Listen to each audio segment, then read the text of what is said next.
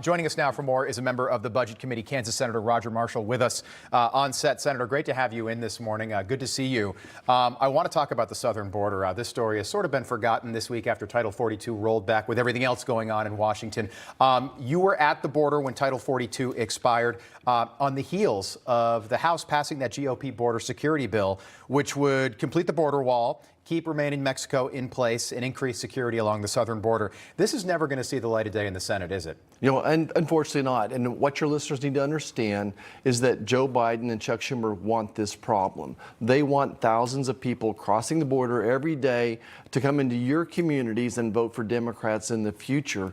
If I could just paint the picture for you, this is my fourth trip there. It gets worse every time. This week, or last week, 10,000 people crossing the border every day illegally being apprehended, but another 3,000 gotaways. In those gotaways, that's where your criminals are, your terrorists, the drug trafficking as well. It is completely out of control, a humanitarian crisis. So we've had 2.5 years to sort of digest that this is deliberate by the Democrats. Why do you think they're doing this? Do you buy into this notion that it's about trying to flip Texas blue, maybe purple, and Arizona as well? I think it's beyond that. Whatever state it is, if they can get more people in there. Remember how the census is taken. The census is not based upon how many American citizens are there. It's how many people are there. We tried to fight that, but we lost. Right. So if the census shows more people, maybe they can get an extra congressional district in a purple state, most likely in a blue state as well. That'll give them more electoral college votes as well. Yeah, that's a good point.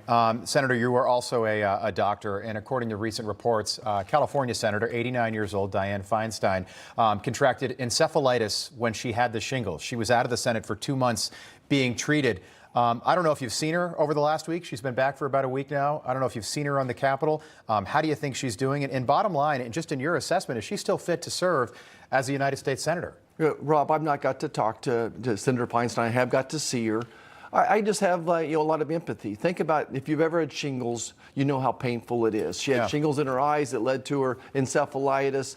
I think it's amazing that she's even back at the Capitol. We're a little bit surprised she's even back.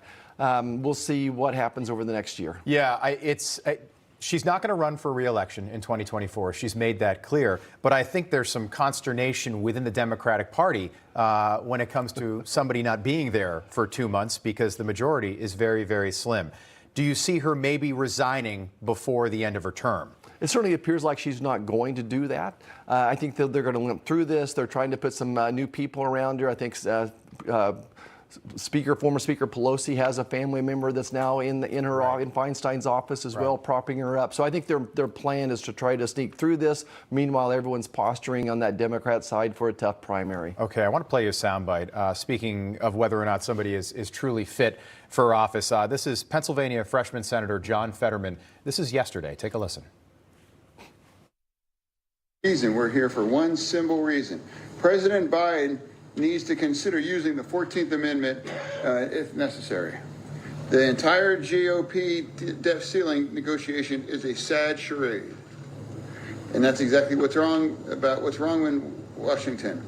We're playing with the livelihoods of millions just so the GOP can just turn the screws against hungry Americans. Senator, I just want to get your reaction to that, and also just the fact that John Fetterman that's the Senate briefing room where they address the press. It would be like me wearing a sweatshirt right now.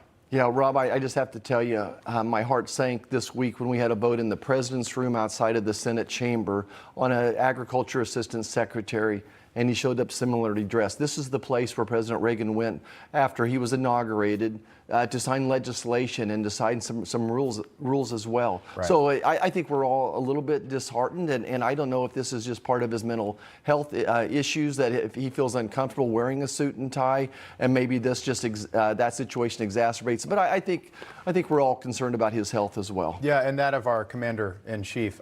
Senator, stick around. We're going to talk about the debt ceiling in our next segment. I'm looking forward to hearing your take on that. We've got about 13 days before June the 1st. Senator Roger Marshall, thank you so much. A lot more coming up here on Wake Up America this morning. Stay with us.